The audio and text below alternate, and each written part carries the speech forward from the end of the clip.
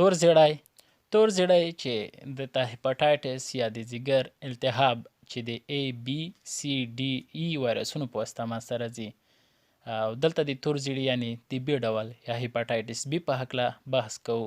لا پورې طبي معلوماتو لپاره د سبسکرایب بټن ووهئ، بیا په څنګ کې بیل بټن باندې کلیک وکړئ، بیا په آل باندې کلیک وکړئ ترڅو زموږ هره ویډیو ته ټولول. تور زیړی هر ډول ناروغ انسان څخه روغ انسان ته په لاندې لارو انتقالیږي. په تور زیړي د مبتلا انسان له وینې استفاده کول، په تور زیړي اخته انسان سره جنسي اړیکه نیول، په تور زیړي د اخته انسان سره د ستنې شریک استعمال. په دې معنی که چیرته په دې وایرس اخته انسان ته پچکاري ورکړل شي او بیا این پچکاري بل روغ انسان ته استفاده کړي پرته له کوم قید او شرط ته په تور زیړي اخته کیدای شي.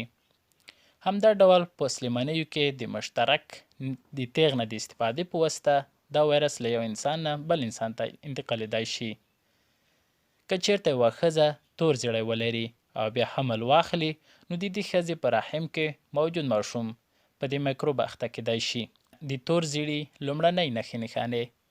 تور زیړی په ډېرو انسانانو کې د کومه خاصې نښې نه لري مګر لومړنۍ نښې په لاندې ډول دي: د وجود ستړیا او خستګي، تبه، ټوخی، زکام، زیړ یعنې د پوستکي او د سترګو ژړوالی، د ځیګر دردونه، اشتها کمیدل، کانګې، زړه بدوالی، د هډوکو خفیف دردونه، د تشو متیازو خړ رنګ، د پوستکي خارښت، د وزن کمیدل، د ډکو متیازو زیړ بخون یا سپین ته ورته رنګ.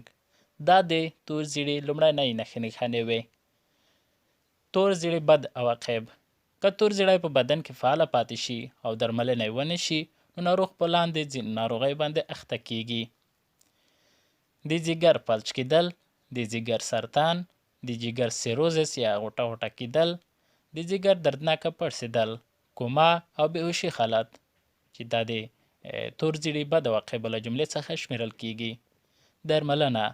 د تور زیړي له اړینو معایناتو وروسته که چیرته نوموړی میکروب شتون تثبیت شو نو د تور زیړي درمل د څو مقررو میاشتو لپاره باید وکارول شي ترڅو موږ وکولی شو د تور زیړي میکروب په بدن کې غیر فعاله وساتو.